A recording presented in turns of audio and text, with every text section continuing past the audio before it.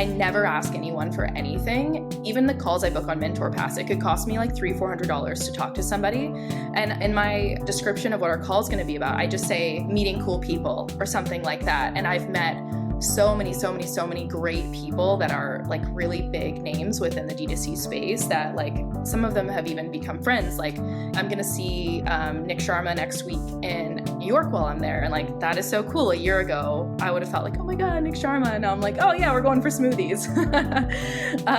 It's like that kind of thing. Like these are all real people. And if you're not trying to sell them something, like being myself and like actually making friends, like being very genuine about it is like the best way you can do it.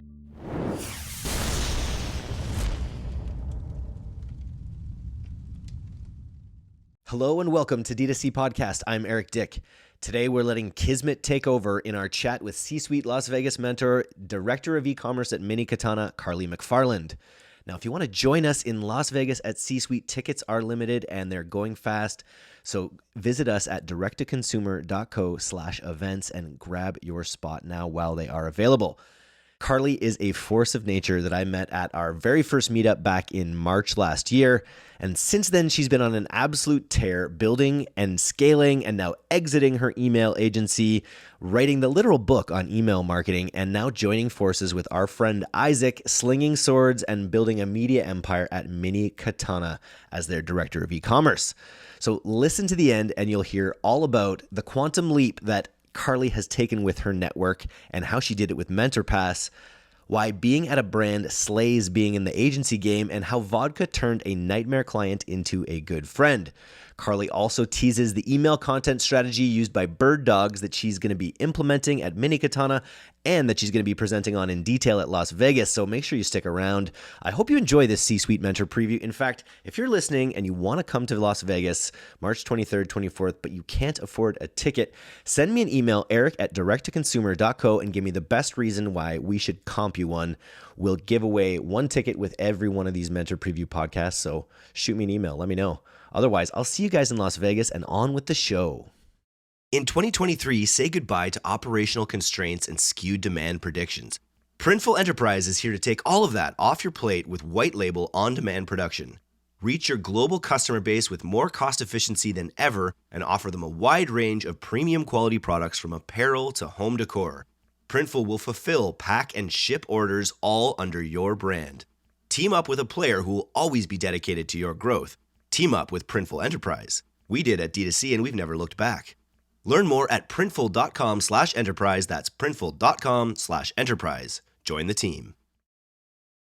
Karlys, welcome to the D2C podcast. It's great to connect with you while we're recording. Eric, it is so great to see you over Zoom. Usually I see you in person. Yeah, it's been wild. And you live in Vancouver, I live in Victoria, but it's like, to give everyone a little background here.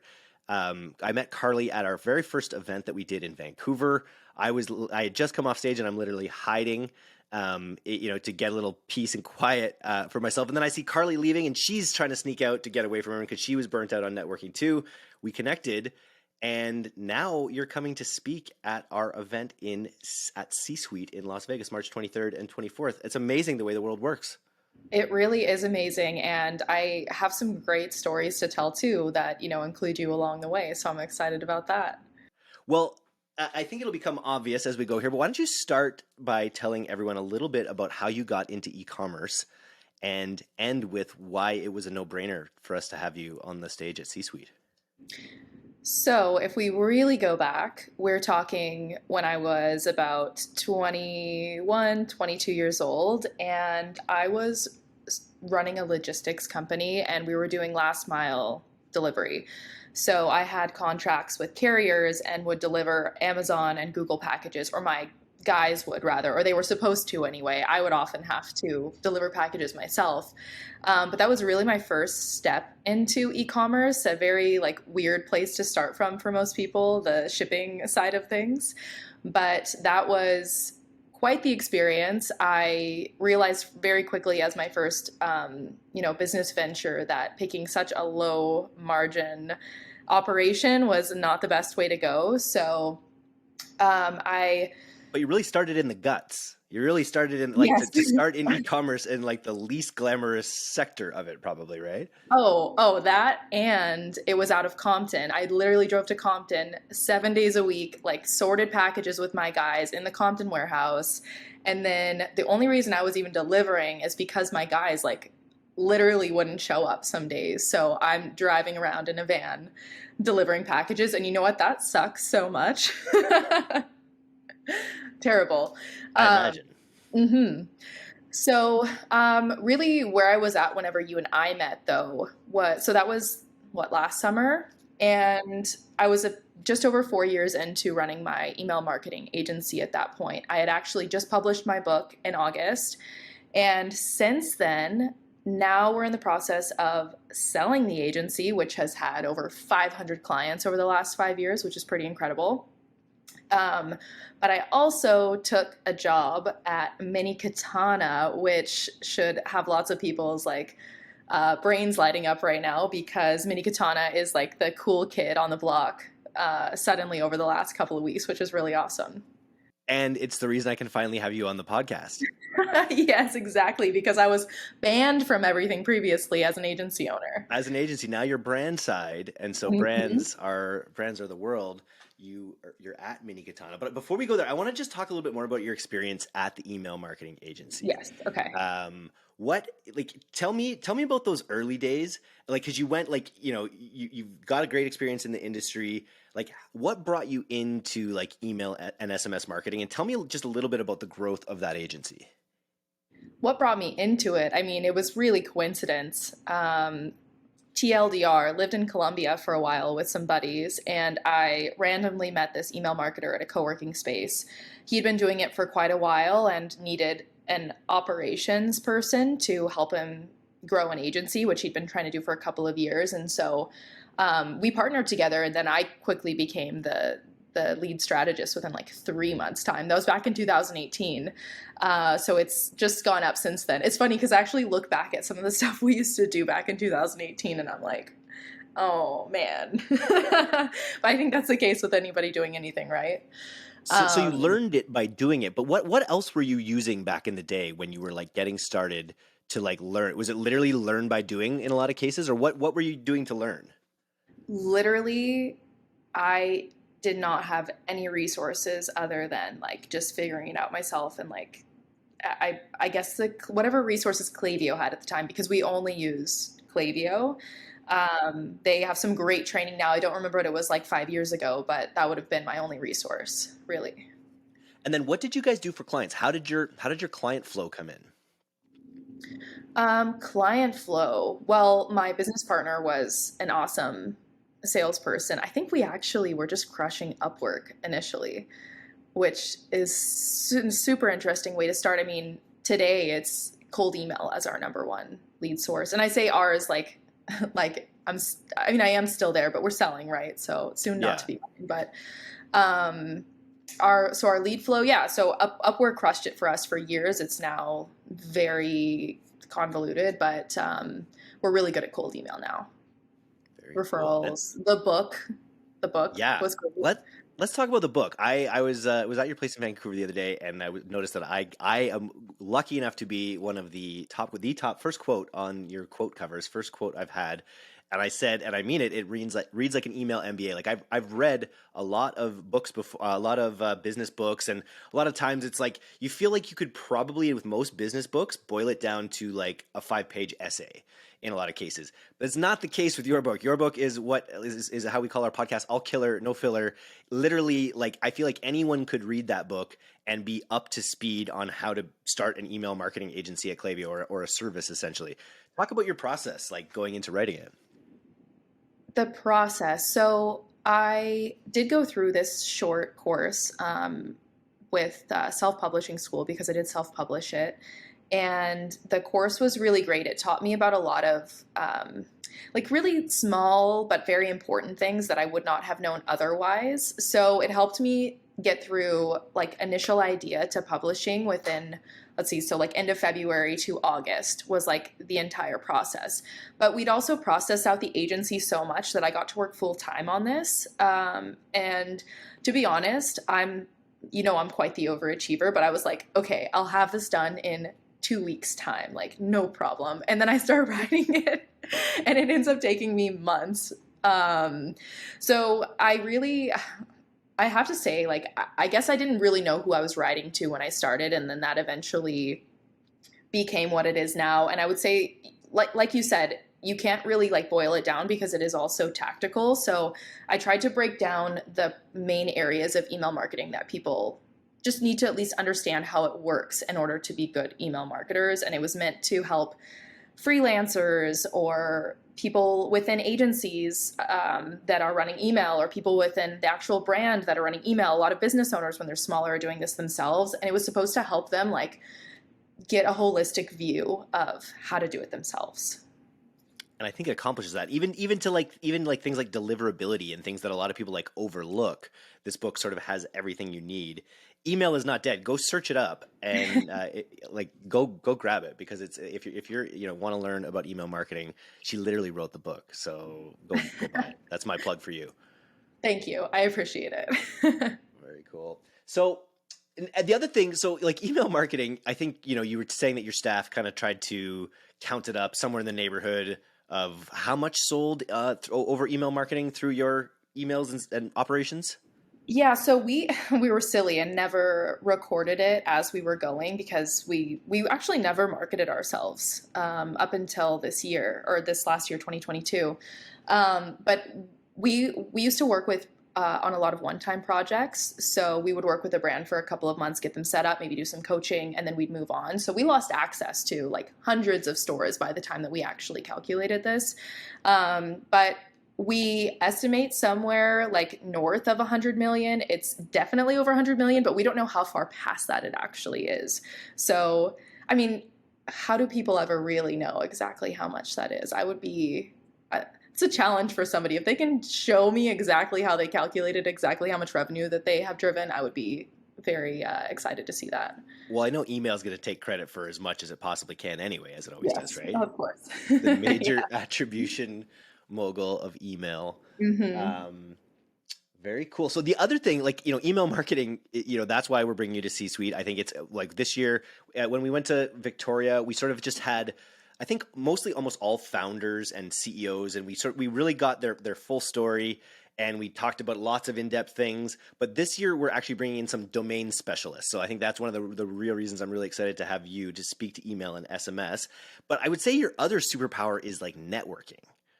And I feel like really lucky to have like met you right at the start of your like networking journey, because I've already met like 20 people from this. Can you just talk a little bit about your journey into the networking world? Absolutely. So I have definitely always been good at it. I went underground for the first like 4 years of the agency, literally just operating, like working crazy hours and just like head down. But I kind of poked my head up right before I published the book, back in like July of 2022. So like very recently.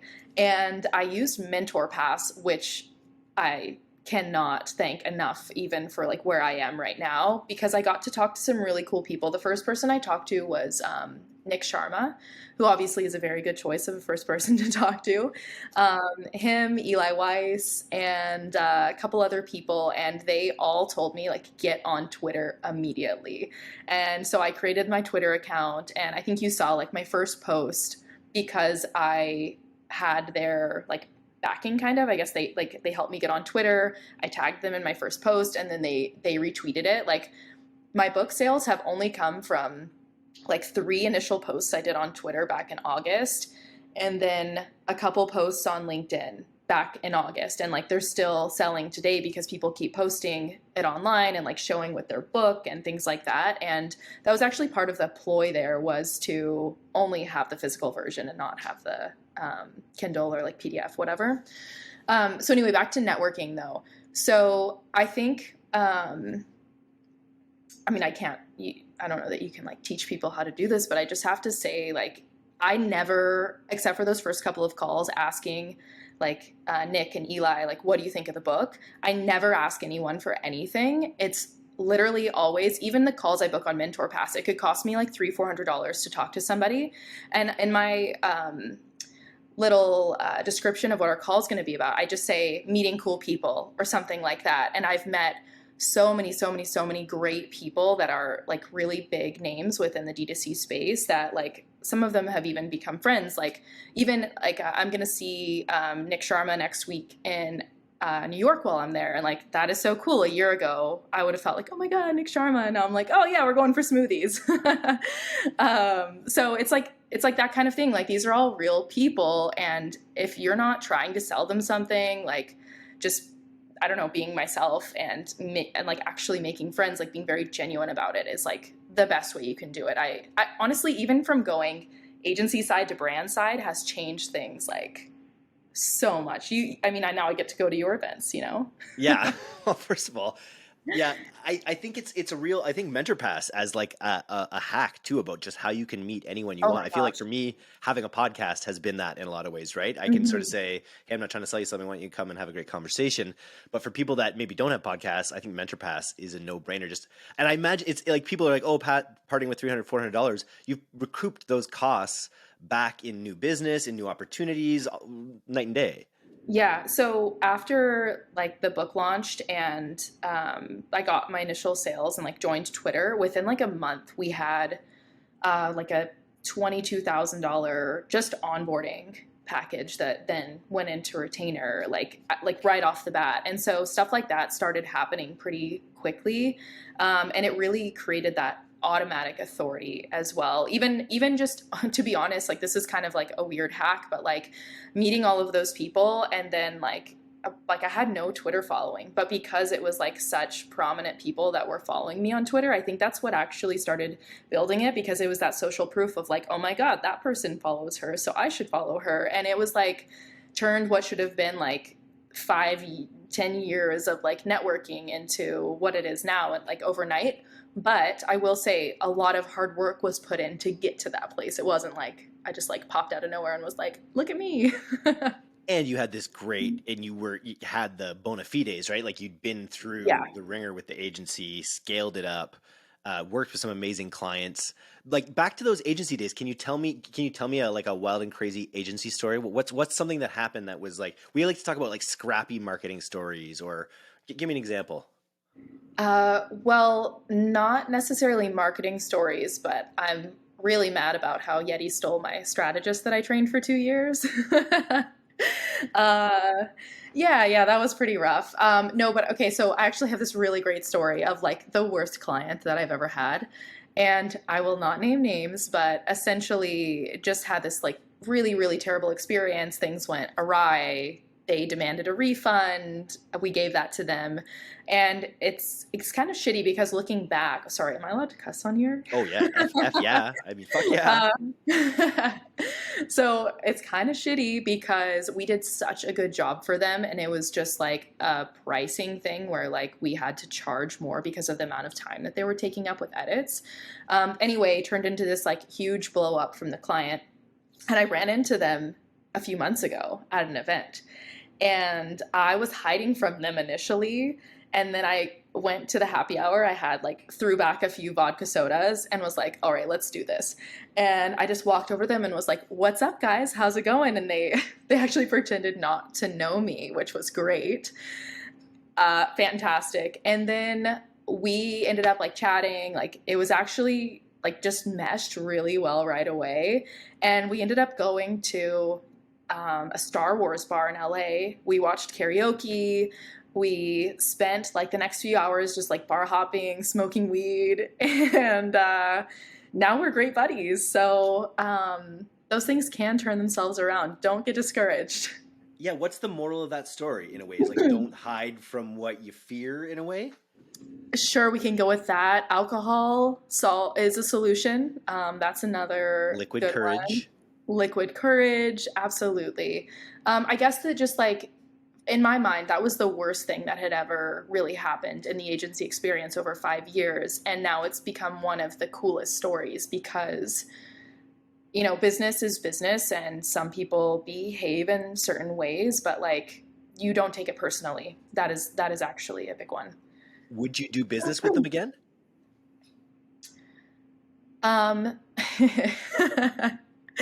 Well, I mean, maybe, but Yeah. I mean, my gut tells me no. I mean, not only because we're friends now and I'm on the brand side, so I mean, what we'll do like a collab. Actually, never mind. Okay. We'll talk about it in Vegas. Yes. Normally here, you'll hear my announcer voice telling you about one of our partners' great e-commerce SaaS businesses. But today I get to tell you about my thing and invite you to C-Suite Mastermind, Las Vegas, March 23rd and 24th. 2023. In September, we ran our first in-person mastermind in Victoria, British Columbia. It was a smash success and a clear sign to keep bringing together the top minds of our industry for concentrated learning and relationship building events. So now we can all meet up in Las Vegas, March 23rd and 24th, just ahead of Shop Talk. Check out directtoconsumer.co/events to see the lineup of amazing mentors we're bringing to the table, including the Midday Squares trio, the founders and operators behind Obvi Collagen, Mini Katana, Kuru Footwear, and more. So whether you're building in CPG, health, apparel, or even bladed weaponry, we're going to have the content and connections at C-Suite that make a serious impact to your results in 2023. So that's directtoconsumer.co/events, and Viva Las Vegas, and let's go. What are the biggest differences going, because you're now, I guess, a month in or 3 weeks in since making this big decision to jump over to Isaac's Mini Katana. Yes. What's the biggest difference in your agency life to now your brand side life? Biggest difference. So for me as the lead strategist CEO, we probably on the agency side have like 70 clients right now, team of like 22, 23 people. Honestly, the stress levels are just significantly different. It's like I've been stressed out of my mind for 5 years, and now I feel like I've taken this like beautiful deep breath, and I get to work with Isaac, who is just like such a beautiful human. Like, yes, he's brilliant and he's a genius, but he's also just like such a genuine, amazing, amazing person. So I have to say that like that difference and just like feeling that relief is one of the biggest things. But I mean, what I'm working on now is completely different. A little bit of my background previously was having some operational training over like 4 years, like weekly training.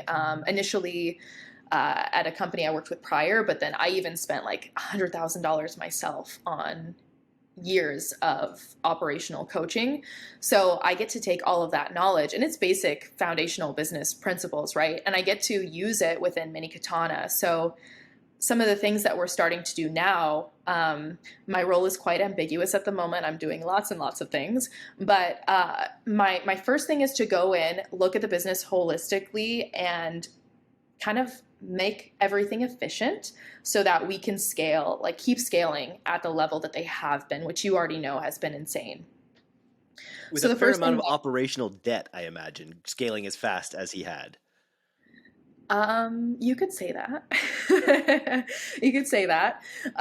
So what that looks like, I mean, this is literally like week 2 for me, but have made amazing strides already. So the first thing that I did was go into customer success and basically like turned it upside down and shook it. Like, we're finding every single process issue, like things that we need to update even on like the website, looking at the entire customer journey, because I'm taking over email and SMS, of course, too.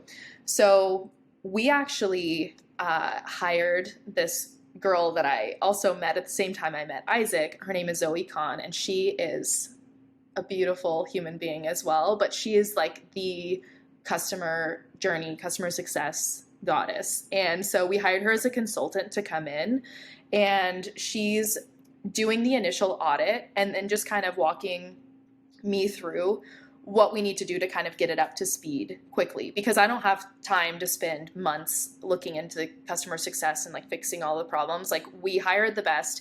We're going to do it quickly. Like, literally next week, I'm already moving into warehouse operations. So we've got to keep going through department and like tidy up everything so that we can just keep running forward.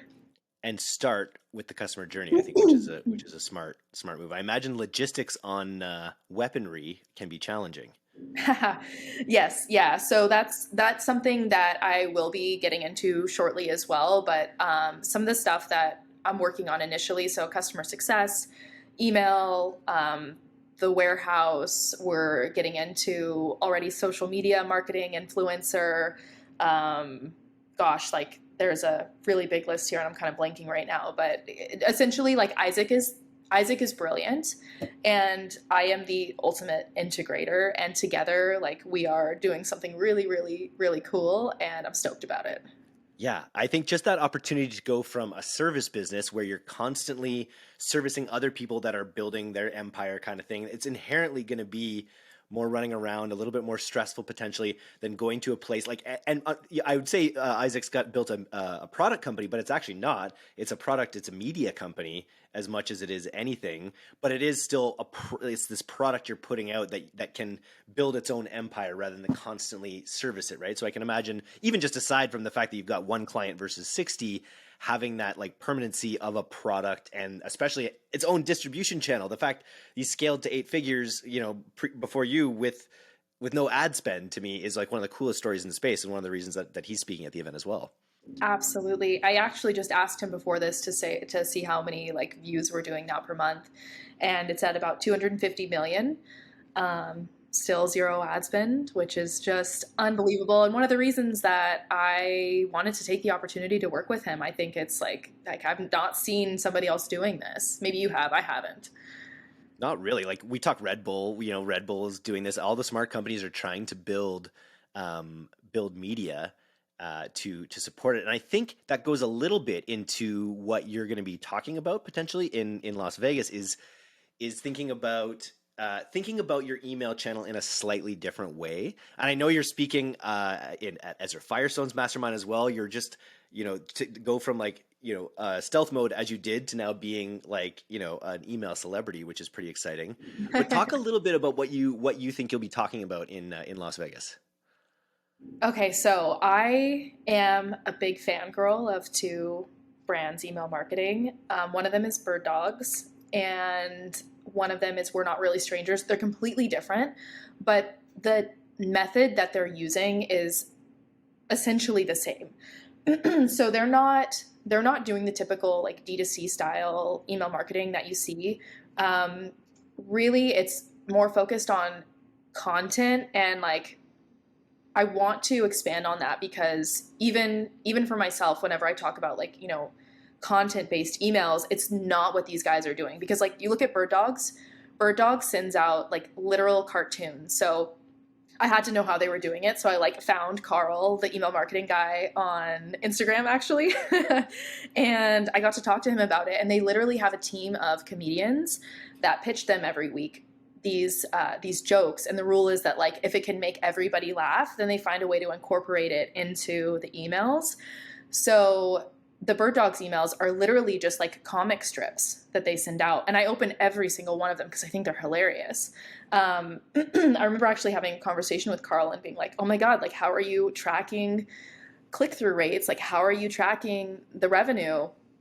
And since then, I've seen they're now they are putting some products in there like a little bit more sneakily, and they are adding like a CTA at the bottom. So I'm actually meeting him in New York next week too, and we're going to talk more about it. So I'll tell you whenever I talk to him. But what they're doing is really cool there. And then We're Not Really Strangers is like just every single email is so unique, and it'll be like one that made me really laugh recently. The subject line was "Connect the Dots," and then the email had a bunch of dots that like you can clearly see it, but if you were to connect them, it says like "You're the problem," and I just thought it was hilarious. But every email you open has something really creative like that, and so we're actually going to do that with Mini Katana as well, but on the anime front, so that Mini Katana's email is just focused on the community and what they really want to see. Like we'll still do the product drops and some other things that are revenue focused, but I mean, we're looking at building a real like newsletter with Mini Katana, not just using it as a revenue stream, which I think is really important for the longevity of the program. It goes towards this idea. I've heard a lot of people on the podcast talk about of building this channel, a distribution channel to your like audience's affinity.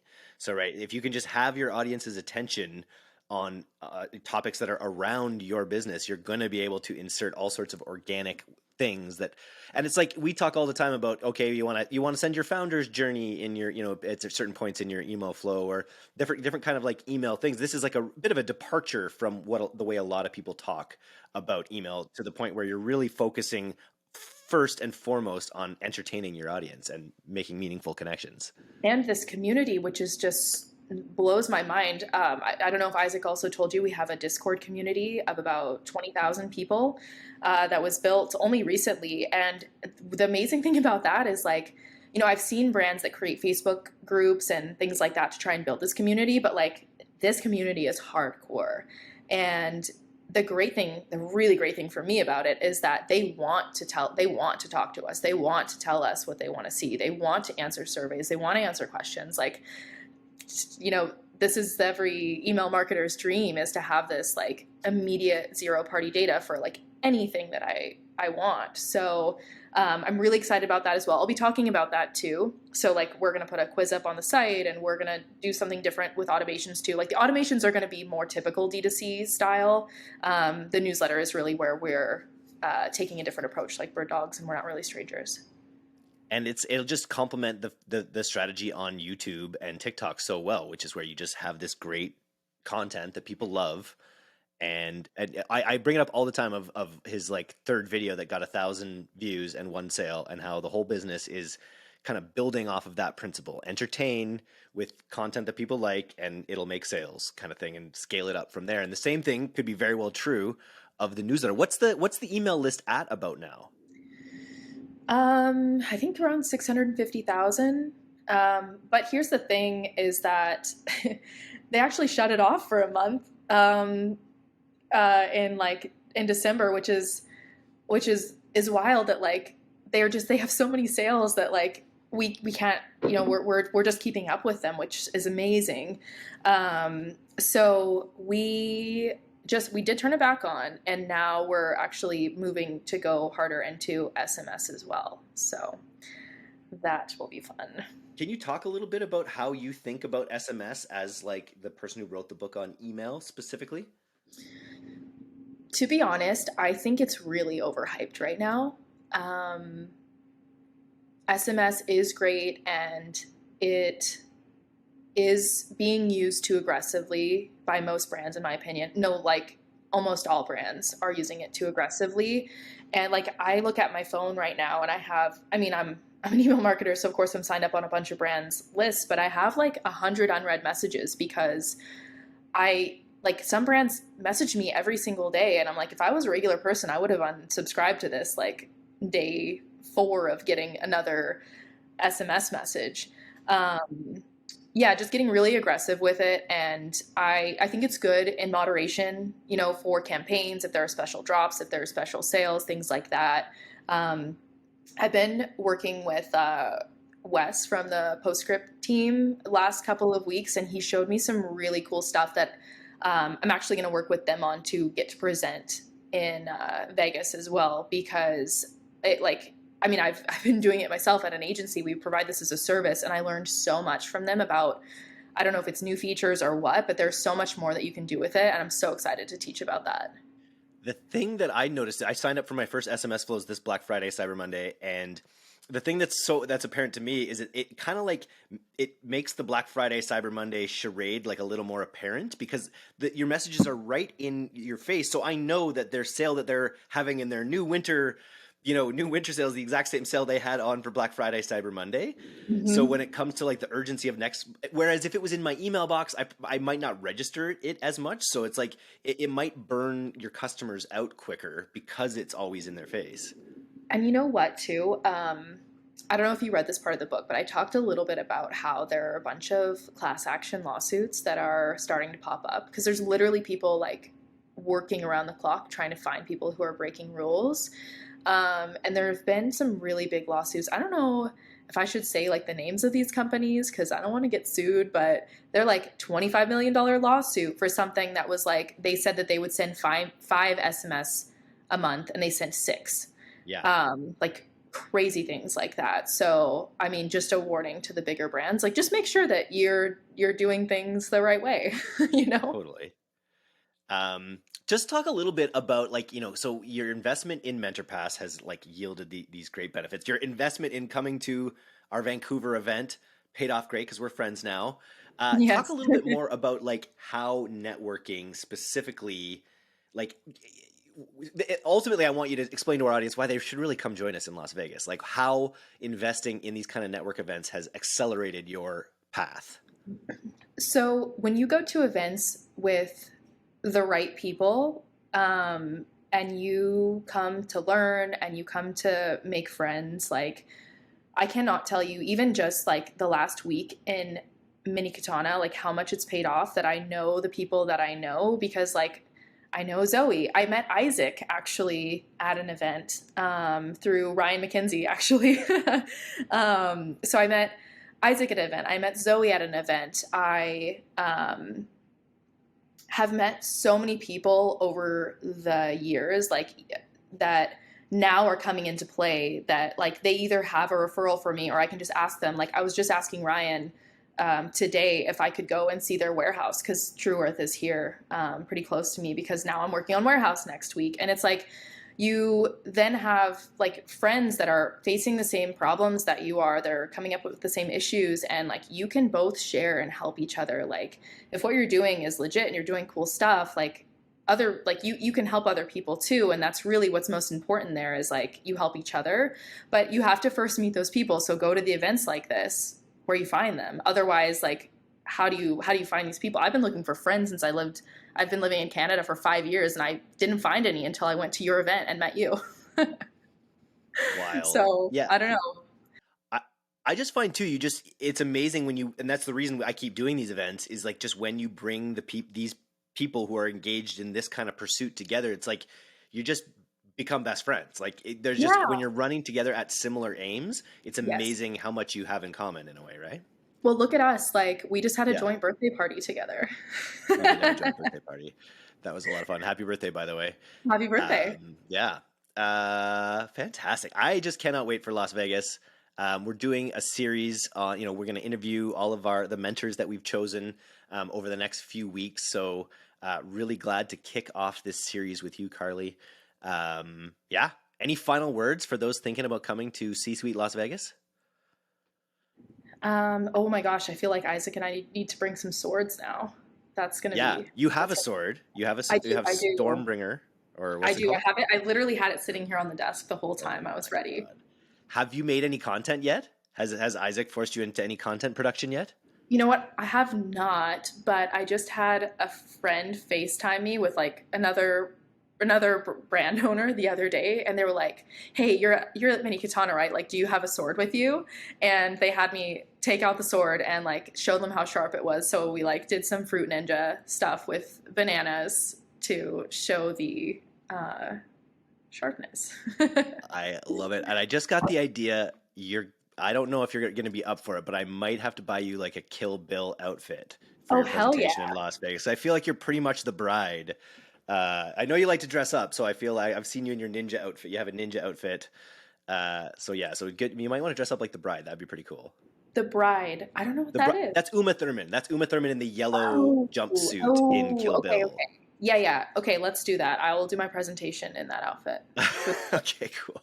All right. Well, then you got to come. Like I've been thinking about what I'm going to say in my opening remarks, and lining up maybe an Alex Jones inspirational talk. So he's got his shirt off, so maybe I'll have to go tarps off too.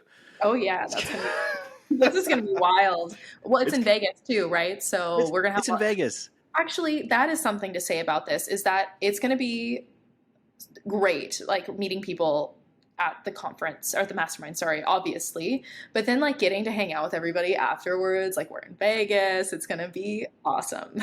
It's gonna be ridiculous. We're just booking the comedy right now. I've got a comedian friend. We're doing on the first night, we're doing like a custom comedy thing for the event, and I've got a friend of mine she opens for Puppetry of the Penis.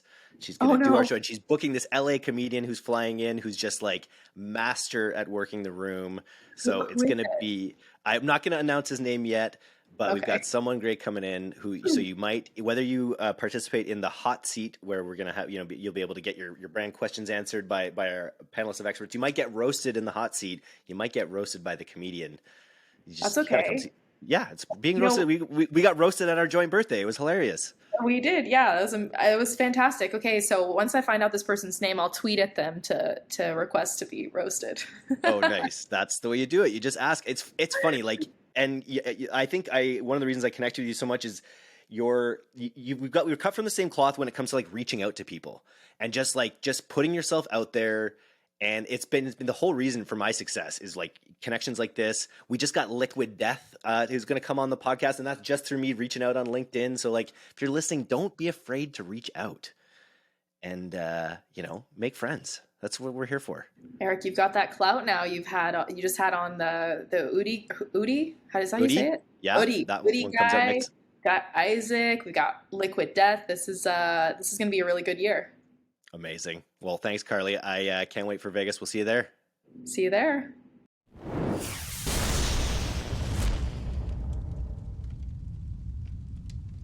Thanks so much for listening to today's episode. If you're not a subscriber to our newsletter, you can do that right now at directtoconsumer.co. I'm Eric Dyck, and this has been the D2C Podcast. We'll see you next time.